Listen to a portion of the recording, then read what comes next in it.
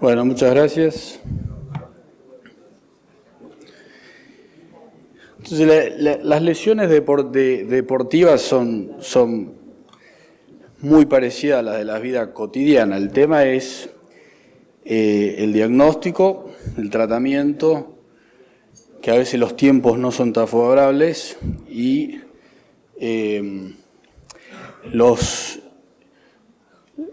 las guías para decir cuándo el paciente o cuándo el deportista puede volver a jugar, ¿no? Eso es lo que hace un poco distinto las cosas.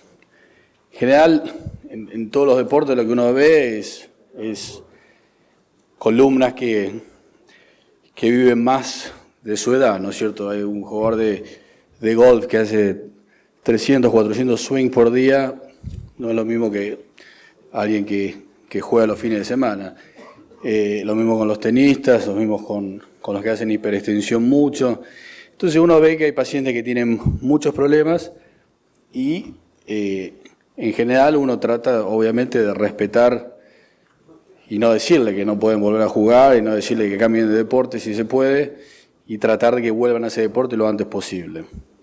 Entonces la gama de patología puede ser desde un desgarro muscular hasta un disco que se sale, una espondilolisis aguda, crónica, unilateral, bilateral, a veces asociada con problemas de disco también, problemas de facetas, muy comunes en todo lo que involucra hiperextensión y rotación.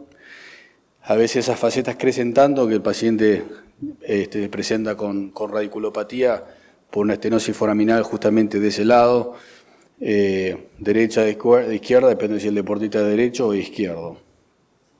Y en casos extremos, fracturas, sobre todo en los deportes de contacto, como puede ser fútbol americano, rugby y el fútbol nuestro. El deportista, hay muchas maneras de clasificarlo. Uno siempre habla de, bueno, el deportista profesional es el más difícil porque no se siguen mucho las reglas que se deberían seguir, hay muchas presiones, sobre todo económicas y legales, donde uno trata de saltear etapas y muchas veces no le hace un favor al jugador o al deportista para que vuelva a jugar cuanto antes, ¿no? Hace poco me tocó ver un deportista, un futbolista muy conocido que estaba por negociar su contrato por otros años y no le podían hacer una resonancia porque no querían encontrar algo. Y el pobre chico estaba muerto de dolor, pero son otras reglas. Después, bueno, está el deportista competitivo, que es el que uno ve más seguido, el deportista común, que muchos eran ustedes, después tenés el gordo dominguero que juega una vez cada 6 meses y se rompe algo.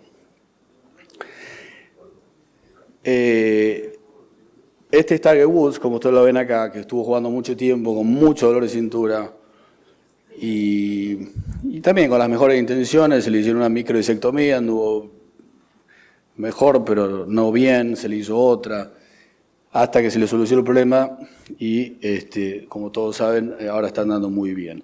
Las lesiones del fútbol son parecidas. En general uno sabe que el deportista profesional tiene años limitados, ¿no? Entonces, lo que nosotros hacemos como cirugía de columna, a no ser que el paciente sea muy joven, es difícil operarlos, porque muchas veces la cirugía es el final de su carrera. Deportistas comunes, obviamente, uno los trata como cualquier paciente y vuelven a jugar cuando están sin dolor, cuando están curados, depende del tipo de cirugía. Lo que sí vemos más y más deportes que antes antes uno pensaba que el boxeo era el único que te hacía mal en la cabeza y ahora se ve que el fútbol americano ni hablar, el fútbol nuestro también, los que cabecean mucho, hay muchos estudios que generan lesiones irreversibles del cerebro.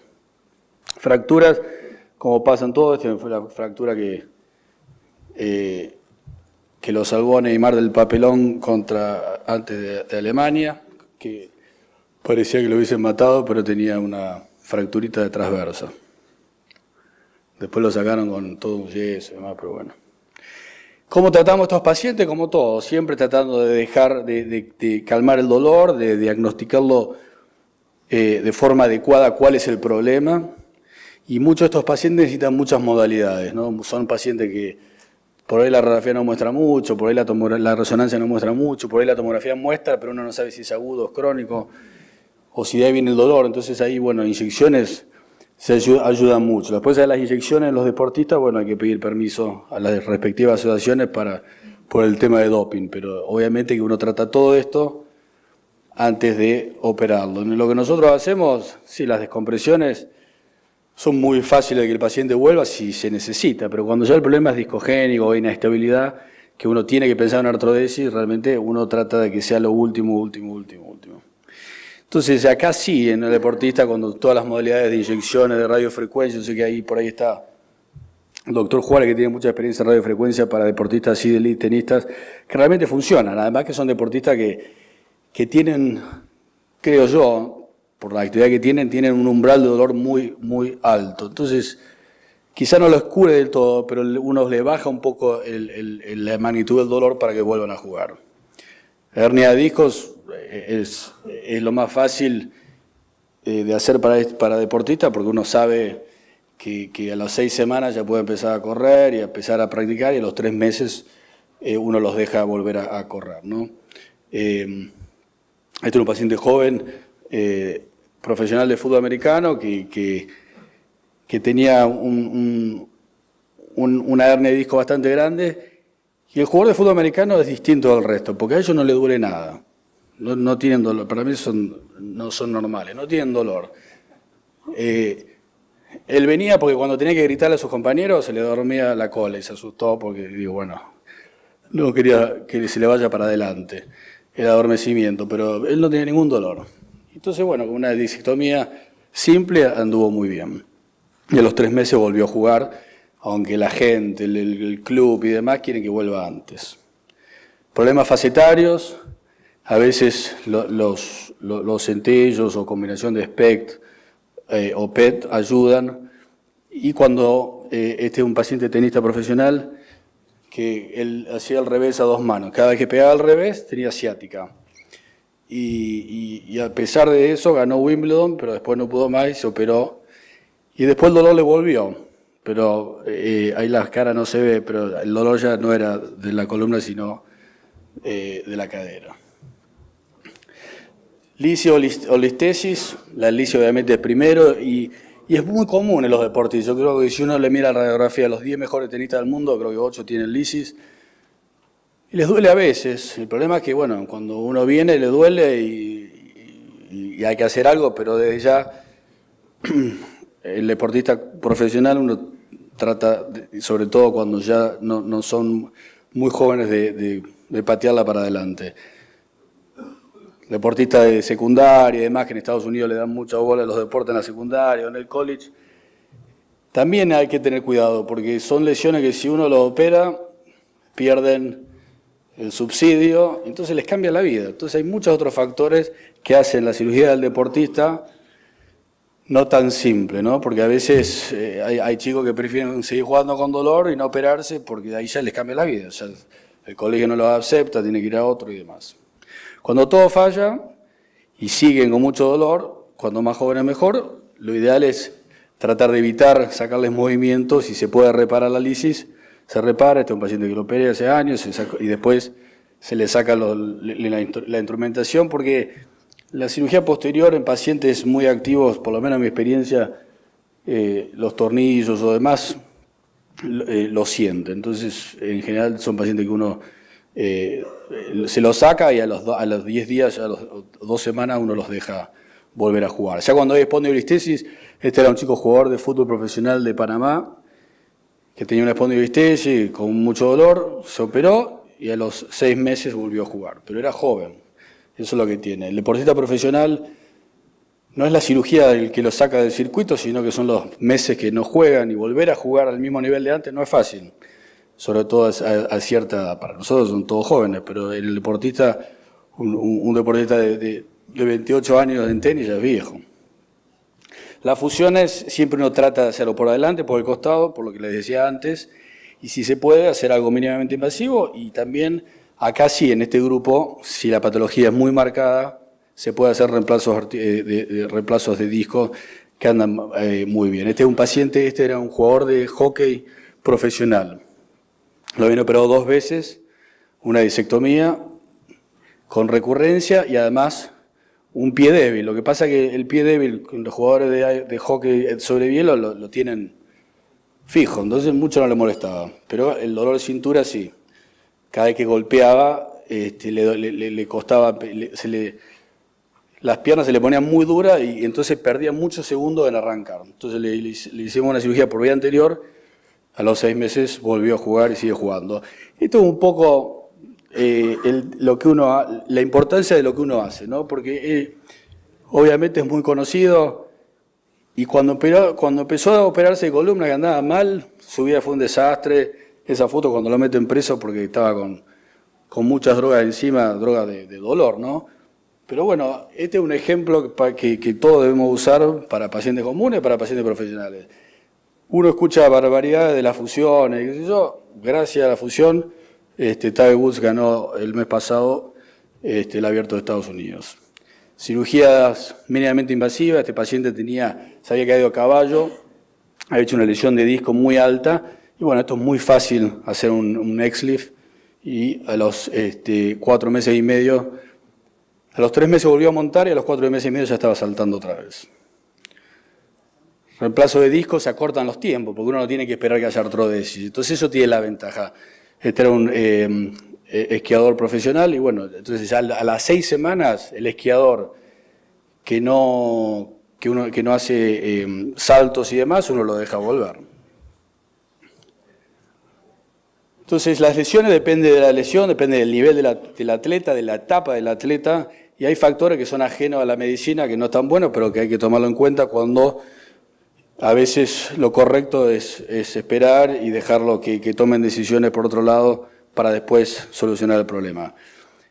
¿Cuándo volver a jugar? No hay nada que diga 3, 6 meses. Yo en general, si no hay fusión, a los 3 meses lo dejo hacer de todo. Si hay fusión, a los 6 meses lo dejo hacer de todo en general. Este es un paciente deportista, tenista profesional que tuvo que dejar de jugar porque le dolía todo, la cintura. Y acá sí el discograma fue útil. Con la única diferencia que, como decía antes, el discograma que ahora se le inyecta además lidocaína, hasta el día de hoy, por acta de magia y demás, no le duele más. O sea, el discograma vino agradecido y se me fue el dolor. Y bueno, cosas así pasan.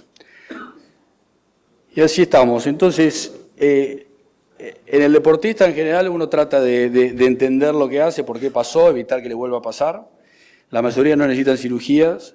Y bueno, cuando hace falta la cirugía, hay que hablar muchos factores y tratar de hacer lo menos posible para que la rehabilitación sea lo más rápido posible para volver a jugar al nivel de antes.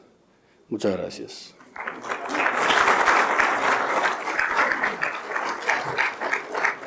Muchas gracias, doctor Gilardi. Tenemos 5 minutos de preguntas. Fede, ahí vi que pusiste un XLIF bastante pasante, de 55. ¿Te gustan poner los XLIF cuando están along cage, pasantes únicos? ¿Los asociás con cuando es una hernia discal única con algún sistema de explicación, como algunos aconsejan? ¿O solamente si no has tenido casos de subsidencia o algún otro tipo de problema, desplazamiento? O sea, la pregunta es si uso mucho XLIF sin fijación. Muchísimo. Cuando no hay inestabilidad. Y eso, el tema que si uno quiere que un XLIF funcione sin tornillo, tiene que ser respetar las placas terminales, distraer pero no mucho, no pasarse. Ese es el problema, que al principio yo hago XLIF del año 2005 y al principio uno trataba de poner algo bien alto y bueno, ya el paciente se iba a la casa con subsidencia, pero que en realidad no era subsidencia, yo le había violado las placas terminales. Y sí tiene que ser bien largo y lo más profundo posible, ¿no? Al principio las jaulas eran de 18, después 22, después 26, pero yo creo que lo más importante no es la profundidad, sino, como vos dijiste, lo largo que tenés que pasar del platillo al platillo. Y siempre cuando vos haces mucho nivel, en general el que más se hunde es el E4, E5, pero no porque tenga algo particular, sino que por el ángulo que uno lo pone, generalmente a una de las placas terminales va a romper y eso ya empieza la subsidencia. Pero si es bien largo, es menor. Pero aunque haya subsidencia, no afecta al resultado clínico. Por ahí la pasan peor. Es más, he tenido pacientes que se ha fracturado la vértebra entre dos XLIF y sí, por 3 meses están miserables, pero cuando curan, curan. Una pregunta acá, Federico. Sí. Ahí vi que en los ALIF no usás soporte posterior. Y yo he tenido muchas pacientes que tienen lumbalgia residual, aunque radiográficamente vea que ha pegado el 4551. La pregunta es, si usás BMP, si usás injerto de banco o injerto del paciente, y qué incidencia tiene cuando vas por atrás también. O no necesitas ir por atrás nunca. No, te contesto la última pregunta primero. Uno va por atrás cuando hay inestabilidad. O sea, la fijación anterior uno no lo puede usar cuando hay una espondilolistesis lítica o cuando hay una facetectomía previa. Pero en general, si el paciente tiene un disco colapsado, que uno lo levanta y es muy estable, solamente por anterior, que creo que es mucho mejor que por delante y por detrás, porque uno no afecta la musculatura. En cuanto al injerto, por muchos años usábamos injerto de cresta, después injerto de banco, y ahora la mayoría de los pacientes usamos BMP, que realmente hace una gran diferencia. O sea, uno habla del costo, pero bueno, también se está salvando el costo de los tornillos. Entonces, para tanto los XLIF como los ALIF sin tornillos, ha ayudado mucho a mejorar los resultados, por lo menos radiográficos.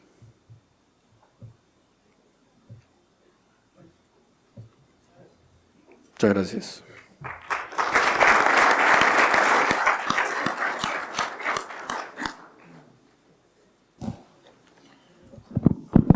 Bueno, vamos a dar continuidad con la presentación de casos. El doctor Víctor Berna. Como moderador, el doctor Federico Bertero está presente. Volvemos a invitar a la gente que está sentada en la parte de atrás del salón, si quieren arrimarse y quieren sentarse en alguna de las mesas, que es donde se arman las discusiones. Así que, por favor, Guillermo, Guille Hall, sí, venite a una de las mesas, a las 5, alguna. Pedro Col, bienvenido. Alguno de los otros así conocidos, no me hagan nombrar uno por uno, arrímese. Magallanes, dale, arrímate a una de las mesas. Dale. Guille Cardinali, sentate a una mesa. Sí, si quieren cambiar lo mismo, pero es lo mismo. No pasa nada, que venga más gente para acá. Y podríamos contar. ¿Cómo? Lo dejaron solo el pobre flaco. Cansamos un poco nosotros. Vamos allá. Vamos al flaco Janeiro, lo dejaron solo al flaco Janeiro. Bueno, gracias por la invitación. Algunas de las cosas que voy a decir son un poco repetitivas porque Federico lo ha mencionado, y nosotros que vemos deportistas de alto rendimiento con patología de columna, es un poco lo que dice él, ¿no? Todos los días siempre hay un problema, una exigencia, cuándo vuelvo, cómo vuelvo, y más con los profesionales. Gracias a los organizadores por la invitación. Este es un jugador de polo de alto handicap, tiene 28 años. El polo es un deporte muy particular en cuanto a la biomecánica. Los jugadores de polo utilizan mucho su pelvis para rotar el caballo. El caballo de polo no frena con las manos, frena con las patas. Y eso determina un componente de rotación y un latigazo realmente cuando cambian de dirección a gran velocidad. Y este es un deportista de alto handicap. Comienza con una lumbociática intensa que se produce después de una rodada. Hasta ese momento se encontraba totalmente asintomático. Es decir, no es la repetición del gesto deportivo lo que le produce su cuadro clínico, sino un mecanismo traumático. Lleva 4 meses de evolución. Se intentaron 2 bloqueos neuroforaminales que no fueron hechos por nosotros. Tuvo la respuesta clínica favorable de las primeras semanas, mes, y después cada vez que subía el caballo pasaba lo mismo. El cuadro era una ciática con un LASEC positivo a los 30 grados, presentaba un déficit sensitivo y motor de S1 izquierdo, no se podía parar en puntas de pie del lado izquierdo. No podía entrenar por supuesto, no podía competir. Estas son las imágenes. Es un disco extruido, L5S1. Vemos que también hay una lesión de la parte anterior del disco. Y como decíamos antes, estamos viendo imágenes estáticas de algo que es sumamente dinámico, como es el disco lumbar. Y nosotros vemos a un paciente acostado. Entonces, vemos que la extrusión es importante y que el disco L4, L5 algo también tiene. Esos son los cortes axiales con una compresión significativa del lado izquierdo. Se ve el edema de la raíz S1 y no sé hasta aquí si alguien quiere comentar algo. Doctor Dinelli. Recuerden que es un jugador de polo de alto hándicap, no es alguno de nosotros. ¿Anda por acá? ¿Se encuentra el doctor Dinelli? No, faltó con aviso. Sí, está Polini. Está allá, está allá. ¿A dónde está Álvaro? Sí, doctor. ¿Qué es? Acá, hola. Sí, yo creo que el paciente... ¿Te hago una preguntita? Sí. Ah, perdón. Perdón, ¿alguien habló? ¿Una preguntita? Él siempre refería a dolor ciático, nada más. Él tenía dolor... ¿Vos? ¿Quién me preguntó? No, ¿el doctor qué es? La mesa 3. Ciático. Ok, gracias. Una lumbalgia, nada. No sé. Dale. ¿Hay el doctor Dinelli o el sí, doctor...? acá. Sí, yo creo que después... O sea, que si el tratamiento conservador falló, creo que le propondría un tratamiento quirúrgico. Ahora, creo que no hay más nada insoportable que un deportista como paciente. Yo trataría de hacer lo mínimo posible, que trataría de proponer una disectomía. Ahora, el problema es que tiene signos de inestabilidad. Y el disco arriba, si yo pienso en hacer una fusión, también hay que hacer algo ahí, porque todo lo que no hace el de abajo lo hace el de arriba. Entonces, eso va a acelerar el proceso del desgaste del disco de arriba. ¿Algún otro comentario? Doctor Rueda.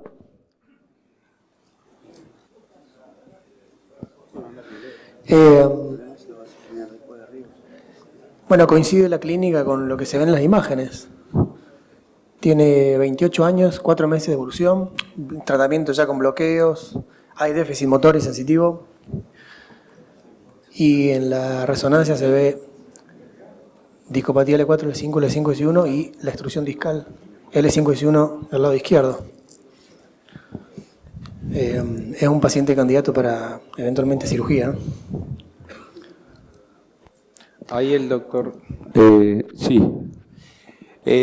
Nos llama la atención la hiperintensidad que tiene ahí en las facetas o las láminas. No sé si eso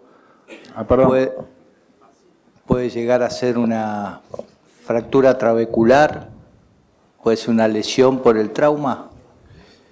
Mira, por ahí lo aclararía una TC o un STIR, ¿no? Eso es... No. Bueno, ¿alguien quiere hacer alguna pregunta más? Imagen, sí. Es una imagen de la faceta descendente del E4. Yo creo que le estudiaría... Del E5, perdón. Del E5. De la descendente del E5. Yo creo que le estudiaría más en detalle. ¿Vos, Víctor, tenés algún estudio más de este caso? No, yo tengo lo que es positivo. El paciente tenía radiografías parado, pero traigo lo que es positivo. Todo lo demás es negativo. Y no tenía dolor lumbar, ¿no? Es decir, su dolor era radicular, exclusivamente. Por eso entonces descartarían todas las lesiones de inestabilidad o la supuesta fractura. Damos 2 minutos más por mesa que discutan el caso y después seguimos. Para mí. No.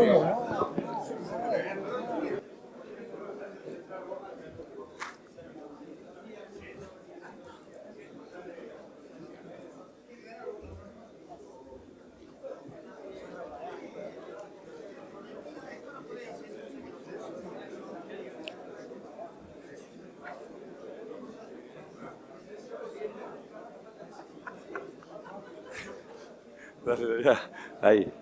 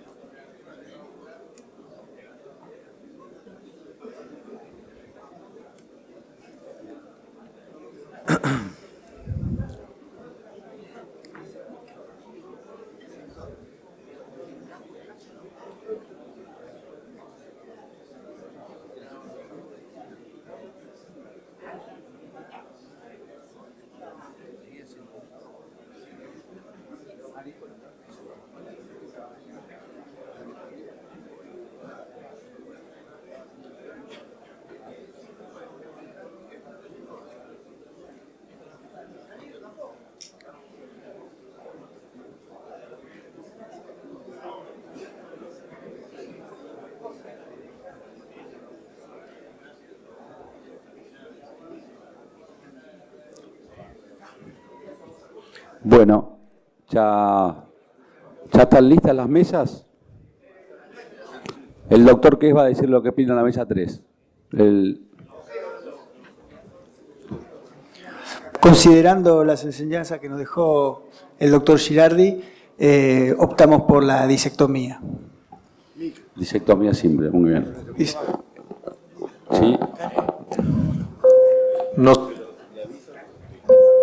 También tomamos la conducta de una disectomía. Perfecto, disectomía simple. Acá también. También, dice, ¿alguien opina diferente a la disectomía simple? Sí, aquí el doctor González. Sí, doctor Dinelli. Lo fusionaríamos y pediríamos, si puede ser, por favor, si tiene algo, doctor, si le sobra. Lo fusionarían y le pedirían PMP al doctor Girardi. Si lo tiene por ahí seguro en el bolsillo. Sí. ¿Hay otra opinión? Sí, nosotros después de discutirlo en detalle haremos una fusión L2. Pero fusión. O S1. Le haríamos la disectomía. El paciente no tiene dolor de cintura. Lo hablaría con el paciente bien, le diríamos, mira, puede pasar esto en el futuro, pero tratamos no la radiografía, tratamos el paciente. Lo único que tiene es dolor de pierna. Allá hay una opinión en la otra mesa. La mesa 4 opinamos que sí hay que hacer una cirugía de fusión. Y los que indicaron fusión, ¿por qué si no tiene dolor lumbar y solamente es un cuadro irritativo, por qué le indicarían fusión? El disco ¿La L5 fusión S1 sería nada más que L5S1 o sería L4S1? ¿Puedo hacer una pregunta? Sí. De los que opinamos disectomía, ¿alguien le sumaría algún sistema de estabilización dinámico? Y si se utilizara un dispositivo interespinoso, ¿cuál usarían? O sea que hay dos preguntas. Los que indicaron fusión, ¿por qué indicaron fusión si el cuadro es irritativo y no hay lumbalgia mecánica? Y los que indicaron disectomía, si aparte le sumarían algún método de estabilización. ¿Qué alta tasa recibimos? ¿Alguien quiere hablar?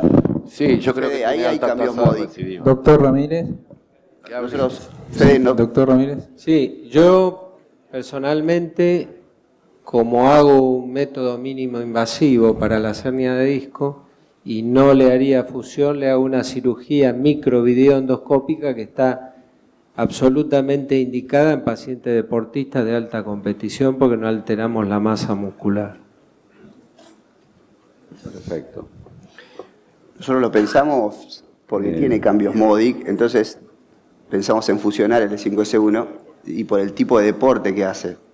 O sea, también haría personalmente un gesto arriba. Yo no soy muy amigo de los interespinosos, pero creo que haría una fusión 360 y pondría un interespinoso arriba por el tipo de deporte. Si bien como dice el doctor Orellano acá, que solo el que hace deporte acá es el caballo, pero... No, ya sé, es un chiste, Víctor, es un chiste. Es un chiste. Federico. Sí. Fede, acá. Federico, yo le quiero preguntar al doctor Dino Dinelli, que él tiene mucha experiencia, Dino. Nucleotomía percutánea, en disectomía percutánea. Vos hiciste, creo que sos uno de los que más hizo acá. ¿Por qué no nos contás cómo te fue y si harías un caso así en este Lo que pasa es que el E5S1 es re difícil entrar, no es fácil. A vos, Coco, te gusta complicármela, pero acá no... No, claro. Pero nunca... Eso tiene cierta indicación, un disco contenido, o sea, acá hay una instrucción discal, es muy difícil sacárselo, o sea, en mi opinión, y más en un L5S1. Perfecto. ¿Les parece pasar ya a la resolución? Creo que tiene una alta tasa de recidiva haciendo una disectomía simple. Ese disco que ya tiene una discopatía en un deportista de alto nivel, creo que tiene alta tasa de recidiva, por eso haríamos la fusión. Solamente el 5S1. Víctor. Sí, sigo adelante. Yo acá. Perdón, Pablo. Sí. Pablo. Bueno, me contesto mi pregunta. Yo le haría un interespinoso, dos. Le haría doble diam, yo le haría doble diam, quinto y cuarto. Y bueno, un poco insisto en la pregunta. Yo tengo buena experiencia con el diam particularmente, con otros no.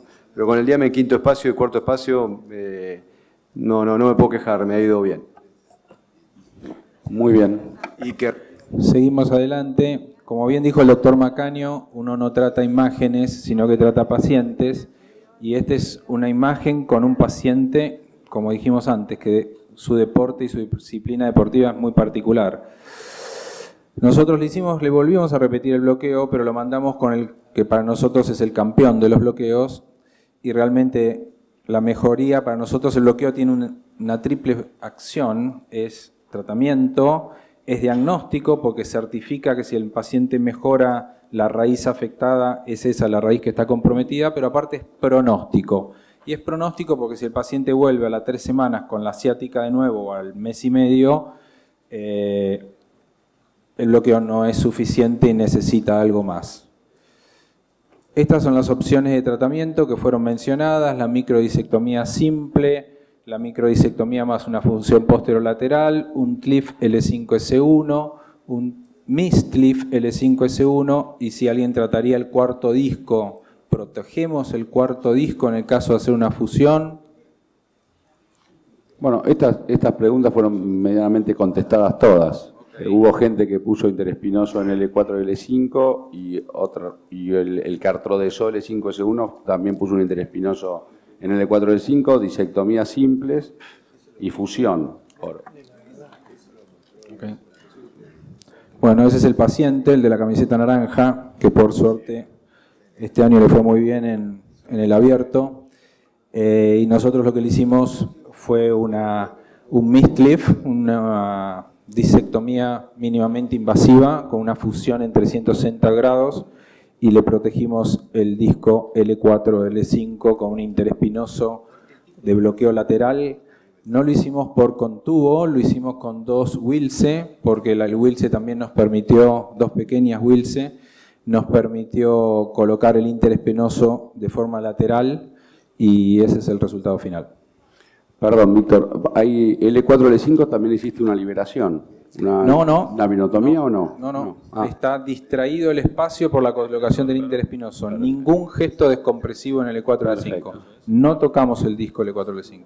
Muy bien. ¿Algún comentario?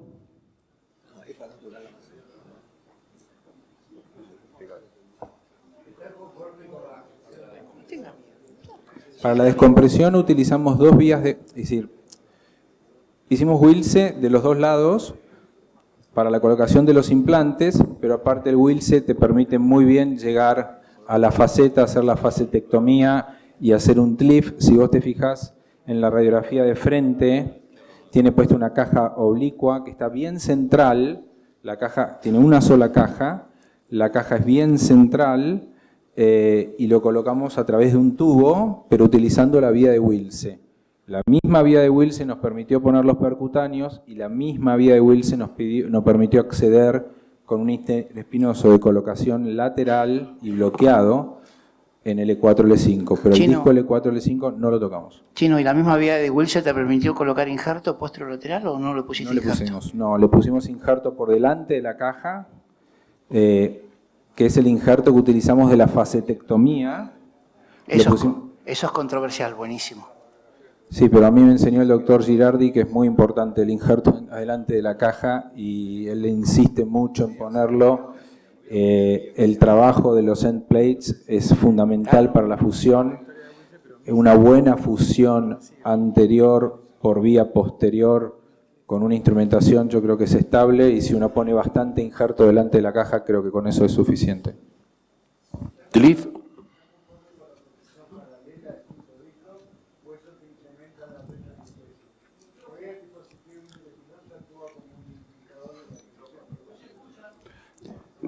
No te escuché, Felipe, perdóname.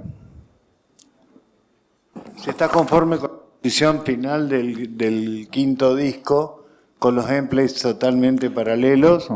Y si pensás que el dispositivo interespinoso ya se usaron una retro en el cuarto disco y actúa solamente como un limitador a la extensión, porque la retro del cuarto existe tal cual. Estoy de acuerdo con vos, hubiese sido mejor poner una caja lordosante que le dé por lo menos 7 grados de lordosis a ese nivel, independientemente que la lordosis también uno la puede dar con los tornillos, pero en las técnicas mínimamente invasivas es más compleja conseguir lordosis. Tu crítica es real. Y lo mismo con el interespinoso, que es estable en flexión, porque es estable en extensión pero no en flexión, pero estos tienen un sistema de bloqueo lateral, vos los pasás y se abren, y si bien no tienen toda la estabilidad en flexión que tendrían que tener, son más estables que un stop o un interespinoso convencional.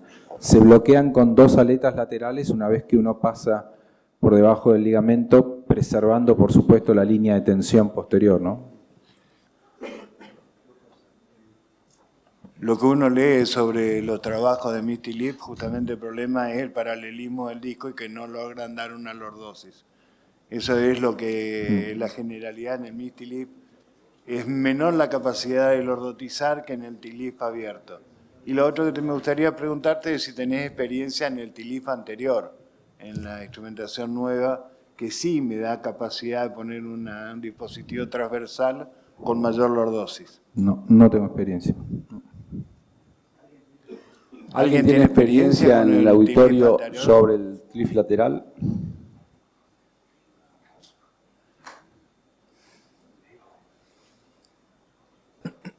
Sí, adelante. Víctor, independientemente de la técnica quirúrgica, ¿qué te hizo decidir? Porque se plantean la mínima cirugía, que es la microdisectomía, a la máxima cirugía, que es 2 niveles de... Mira, Matsunaga hace más de 10 años presentó, Matsunaga y colaboradores, deportistas de alto rendimiento y trabajadores, hard laborers, y sus colaboradores lo vuelven a actualizar en el 2017. El porcentaje de recidiva en deportistas, este no es un deporte de contacto, este es un deporte de colisión. Es una gran diferencia, porque el fútbol, el hockey sobre hielo, el básquet, son deportes de contacto. Acá es casi como el rugby, porque yo no sé si han tenido oportunidad de ver partidos en la cancha, ellos se golpean y la rotación que hacen con el caballo y que lo hacen con la pelvis, porque manejan el caballo con sus riendas, pero fundamentalmente con sus piernas, es tan violenta que yo preferí tener más garantías en un deportista de elite, como este caso, un chico que tenía 8 de handicap, muchacho que tenía 8 de handicap, darle algo que me diera mayor garantía para que pueda volver a hacer un deporte tan exigente biomecánicamente como es el polo. Por ahí me parece que el quinto disco en realidad era un disco bastante bajo ya, o sea que no era un disco inestable. Pero bueno, está todo bien. Gracias. Anduvo bien. Pregunta, ¿le has hecho una tomografía antes de dejarlo volver al caballo? No, me baso mucho en la clínica, creo que es una instrumentación estable. Nosotros los dejamos entrenar al 3er mes y competir al 6º mes. Al 6º mes, perdón, me olvidé un pequeño detalle. Si ustedes se fijan en la caja, en la radiografía AP, nosotros le ponemos al injerto siempre factores de crecimiento plaquetarios. No tenemos proteína morfogenética, pero nuestros resultados, y hemos presentado ya 2 o 3 trabajos con respecto al plasma rico en plaquetas, el porcentaje de consolidación es casi del 100%. mucho más barato que la BNP y en nuestras manos lo estamos utilizando en muchas patologías. ¿Alguna pregunta más? Una pregunta para el doctor Girardi. Sobre la vuelta al deporte de contacto a los 4 o a los 6 meses, constatando la fusión, ¿qué métodos diagnósticos utiliza para constatar fusión en el paciente posquirúrgico, para darle el alta deportiva?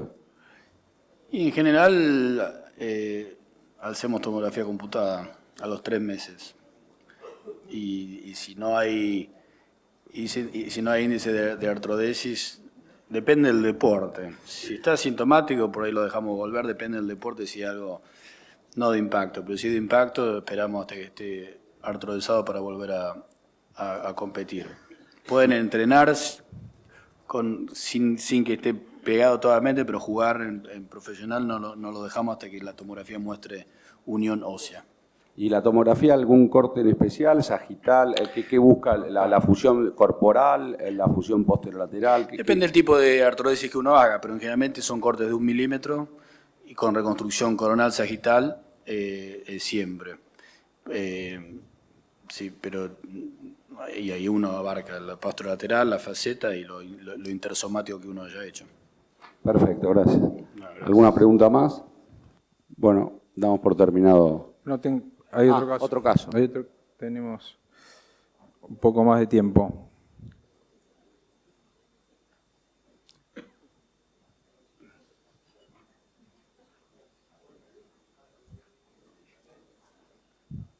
No sé si me podés poner el segundo caso de la presentación.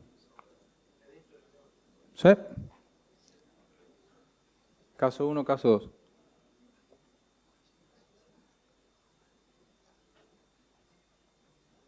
Se vio cuando lo bajamos allá. Ahí está. Bueno, este es un jugador profesional de fútbol, muy chico, 18 años, pero profesional con contrato en un club de nuestra capital federal. Delantero y realmente estrella del equipo, goleador. Dolor lumbar de 1 año de evolución, sin compromiso radicular, sin déficit en miembros inferiores. Lumbalgia pura. No puede entrenar ni competir. Realizó todo lo que se conoce como tratamiento conservador, técnicas de estabilización lumbopélvica, no kinesiología convencional, trabajó con rehabilitadores conocedores de la biomecánica de la columna, bloqueos facetarios, bloqueos ísmicos y el entrenador lo deja fuera para la pretemporada. Dice este chico que es tan bueno jugando, su dolor no puede entrenar a su máximo nivel y está perdiendo su capacidad deportiva. Perdón, Víctor, la rehabilitación, cuando la hace con ese equipo especial, que ya tenía el diagnóstico, ese equipo de rehabilitación. Sí. A mí me llega el paciente y yo le digo, mira, el tratamiento de rehabilitación no es la magneto, la electroanalgesia, acá es una técnica de estabilización lumbopélvica, vos tenés acortado tus isquios urales, tus oblicuos y tu transverso no tienen la tonicidad que tienen que tener, tenés que hacer una técnica de estabilización lumbopélvica que la hizo durante 6 meses, con contrato, todo eso, un jugador profesional. Ese es el diagnóstico. El diagnóstico es una espondilolisis de L5, una espondilolisis de L3, de L3 y L2, con una resonancia magnética completamente normal.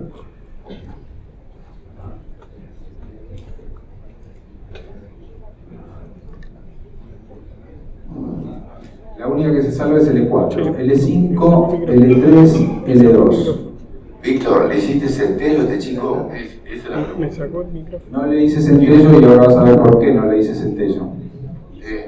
Porque tiene totalmente totalmente atrófica, está en pseudoartrosis, no tiene ninguna indicación el centellograma en pacientes que tienen esclerosis y cuya evolución lleva 1 año. Esto no es una espondilolisis aguda. Si ustedes se fijan, esto es un microtrauma repetido de la faceta articular. La faceta articular descendente es la faceta articular descendente de 4, la que produce la fractura por estrés del istmo. Y en este caso no considero, en una lumbalgia de iniciación reciente con radiografía negativa sí le pido un centellograma, pero no en un chico que ya tiene esclerosis, está en pseudoartrosis su istmo, el istmo no tiene periósteo, osifica solamente endostalmente. Ok, ¿es Una en pregunta, L5 puede pero ser. en L3? ¿No les parece? Dale, una pregunta. ¿Cuál le duele? ¿En L3? ¿En L3? Le duele todo, es decir, le duele una gran área lumbar, no tiene un dolor lumbar bajo, tiene una gran zona lumbar con importantes contracturas de muy difícil tratamiento. Víctor, ¿vos hiciste algún proceso de bloqueo para identificar cuál era la faceta sintomática o la lisis? Lo que hicimos es hablar con también nuestro referente en bloqueos, que es el doctor Osvaldo Belán, todos lo conocen muy bien. Osvaldo es mi referente y él hace aparte lo que se llama una prueba de provocación. Y la prueba de provocación es bloquearle una faceta y ver si el dolor sigue, lo para, lo mueve, lo hiperextiende en apoyo monopodálico, la posición de flamenco, y pasa a la faceta siguiente y pasa a la faceta siguiente, y eso da el grado de localización del istmo sintomático. Esto no lo hacemos nosotros, lo hace la gente del Hospital Italiano muy bien, que es la prueba de provocación por nivel. ¿Y qué se logró? Víctor. ¿Qué arrojó el resultado? Víctor, lo que pasa es que muchas veces estos pacientes que tienen tres como este caso, a veces no dan todos síntomas la pseudoartrosis, por eso la centello, y a veces vos tenés, como me ha pasado, no en grandes jugadores, pero jóvenes de 13, 14 años que tienen 3 de estas y solamente hipercapta una. Entonces, un poco la decisión de lo que sigue, es lo que yo creo, no sé. Bueno, ¿quieren alguna pregunta más? Sí. Si le hiciste un estudio metabólico de hueso, de vitamina D o de fosfatasa alcalina o algún marcador que tenga abnormal. No. ¿Le parece discutir por mesa 2 minutos y volvemos a hacer la misma dinámica? Una pregunta. Sí. No, está bien.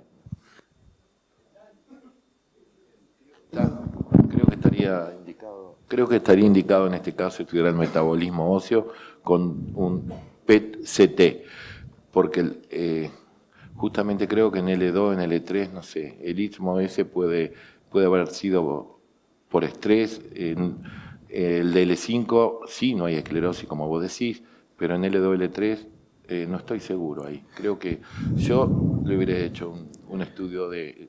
Vos sabés que no es tan infrecuente ver varios niveles, sobre todo en los gimnastas artísticos. Yo que he tenido la oportunidad de estar en el CENAR durante 5 años y a veces ves L5 y L3 o L5 y L2, la hiperextensión forzada, sí, no, pero que a veces te hacen, no tienen nada metabólico, más que las chicas a veces una menarca tardía, las gimnastas artísticas, pero a veces hacen más de un nivel de lisis ítmica. Perfecto. Por una cuestión de tiempo vamos a la discusión por mesa, 2 minutos y...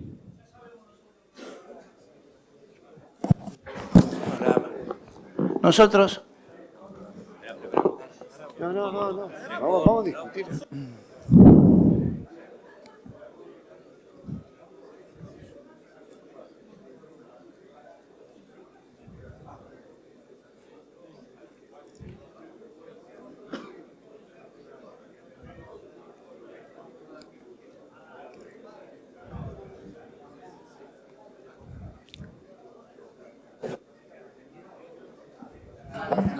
Víctor, Víctor acá. Me gustaría preguntarte si tenés experiencia en las ototomías de Salient con resección del tercio La inferior. faceta. ¿Sí? No te veo.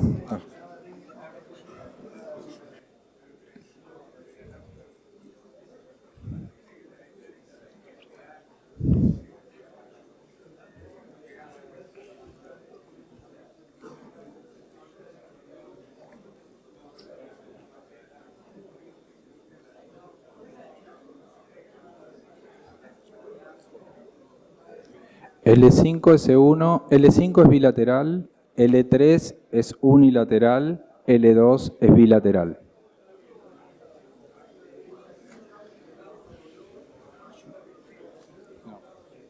Es decir, le dolían los tres, porque se hizo esa prueba de provocación.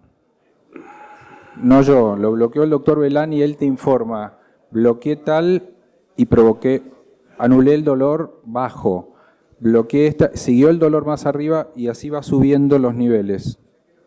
Los tres estaban sintomáticos según el informe. Perfecto. Bueno, palabra.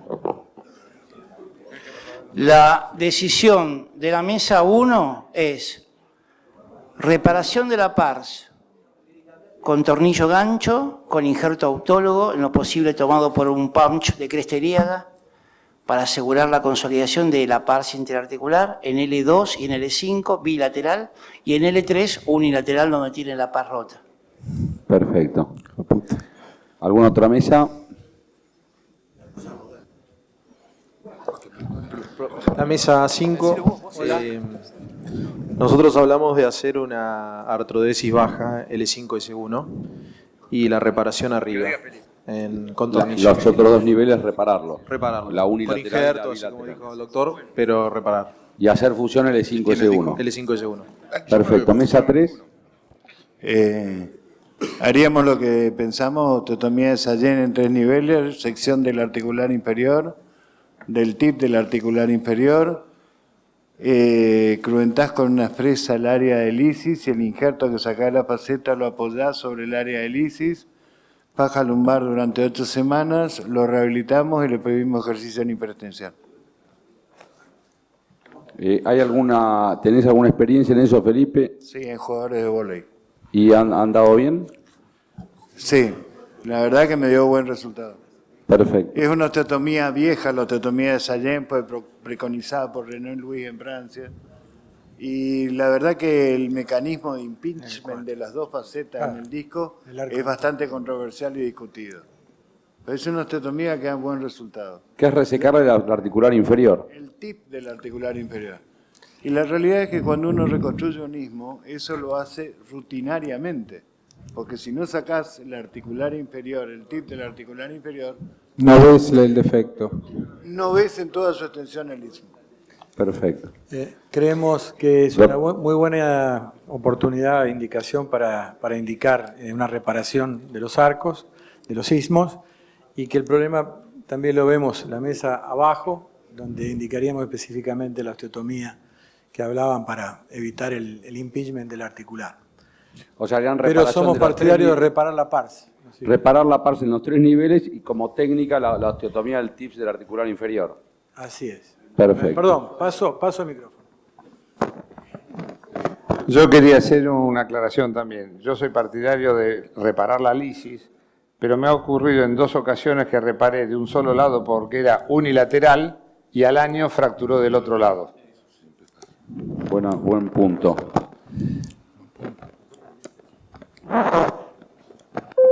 Yo, en mi experiencia, gracias. En mi experiencia, y creo que la literatura dice bastante parecido, es que el L5 no pega tan bien como la de arriba, ¿no? No sé con la experiencia de ustedes. La verdad que la lectura es que la posición del istmo es totalmente más acostado. Es mucho más difícil colocar un sistema compresivo de tornillos ganchos en el L5. Ese es el motivo por el cual la osificación es menor. Es la posición del istmo con respecto a L3 y L4 que son más verticales. Pero la realidad es que En el grupo nuestro tuvimos experiencia con reparaciones del istmo y nos fue bien. Lo que sería importante, acá hay que partir de la base que las reparaciones de la lisis con gancho y tornillos no logran nunca la fusión, en un 80-90% no se logra la fusión, que la fusión es No, muy baja. totalmente en contra. Se logra una fusión estable, fibrosa, Sí. pero no una fusión ósea. No, la realidad es que en la experiencia nuestra la fusión es ósea, lo que sí es tardía. Vos podés sacar estudios al año de tomografía con reconstrucción del istmo y no estar fusionado, pero con el correr del tiempo se fusiona. Nosotros hicimos una experiencia con pacientes adultos con lisis sintomática, tarda muchísimo en osificarse, pero lo presentamos y se osifican. Porque la bibliografía en general habla de que no hay fusión ósea, sino que No, es la una- fusión, lo que habla la bibliografía es que la fusión es tardía, pero se fusiona. No sé la experiencia del fusión chino. tardía, ¿qué tiempo sería? Si no es Más de un año. Más de un año, perfecto. Y convengamos que es un paciente especial, particular, que realmente en este caso me parece que está indicado. Por las exigencias deportivas y la multiplicidad de lesiones. Hablabas, Arturo, Bueno, ahí están las variables de tratamiento. Uno de los elementos que a nosotros nos ha ayudado y cada vez lo usamos más, vuelvo con lo mismo, con el plasma rico en plaquetas. Cuando hacemos la osteotomía de la descendente, sacamos 1/3 de la descendente, pues sacamos más. Y aparte hay que tener mucho cuidado con la cápsula, los tornillos no deben tocar la cápsula. Nosotros lo hacemos por técnica de Wilce, la reparación del istmo, y esto es lo que hicimos. En L5-S1 hicimos una pinza pedículo laminar, en L2 una pinza pedículo laminar, y en L3, como era unilateral, el atornillado del istmo y nada más. Todo por pequeñas vías de Wilce. El jugador volvió a la actividad deportiva, jugó 2 años en la primera de su club y fue vendido a Europa. Y pegó. Ya estamos en tiempo. Y se le fue completamente el dolor. ¿Le retiraste los tornillos, Víctor? No. Que sería una muy buena indicación, ¿no? Pero bueno. De rutina, ¿el auditorio retira los tornillos en las reparaciones del DITIC, de las lisis?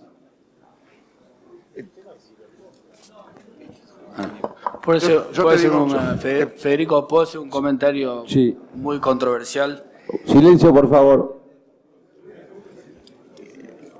Déjame terminar antes de matarme, ¿no? Pero muchas de estas lisis duelen porque se mueven los elementos posteriores. El disco está bien, no hay inestabilidad. El único que da dolor, uno las infiltra, andan bien, pero el dolor es como si fuese de una pseudoartrosis por ahí del acromion, ¿no? Que uno va, saca un pedacito y el dolor se va. ¿Cuál sería el problema de sacarle los elementos posteriores y no hacerle nada? La GIL vieja. Que fue un poco la idea del doctor Lanari. De la... No, la técnica de Gill. Exacto, técnica de Gill, que siempre cuando uno en el entrenamiento nuestro, ortopedia y demás, la criticamos, pero en teoría hay un grupo de pacientes que con la Gill anduvo muy bien, y el dolor es por el movimiento del elemento posterior. Y te digo por qué. Hace poco operé una chica jugadora de fútbol que le hice un X-Lift solo, que está mal, porque tenía la lisis posterior sabida, pero bueno, me pareció que era menos traumático que ir por atrás y poner los tornillos. Y anduvo muy bien por poco tiempo, después el dolor le volvió. Le infiltré la lisis, el dolor se le fue. La operé, le saqué el elemento posterior y está jugando otra vez. Pero más allá que eso es anecdótico, pero en el pasado, si uno ve los trabajos iniciales de Gill, había un grupo de pacientes que no eran pocos, era 60-70% que andaban muy bien. El problema es cuando ya hay listesis y cuando el disco se degenera. Sí, seguro. Pero hay pacientes que me parece que no es una locura pensarlo, me parece a mí. Y la banda de tensión posterior, Federico, en un Creo que deportista. ya no la tenía, no la tiene. Claro, pero le Está rota. sacás, tenés que entrar un abordaje convencional. La realidad es que si hay una operación impresionante es la operación de Gill, porque la exposición de todo el saco dural, del quinto nervio, del primer nervio sacro y la resección del área de la lisis es una operación fuerte, digamos, una operación complicada. Yo no sé si me animo a un paciente deportista dejarlo con una exposición tan grande del saco dural y con la salida de los nervios en una vértebra móvil, porque probablemente lleva una fibrosis y a un montón de complicaciones distintas.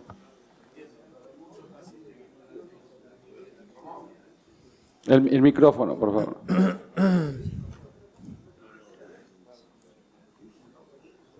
Hay muchos pacientes de la NFL, que juegan al fútbol americano, que tienen laminectomías y vuelven a jugar.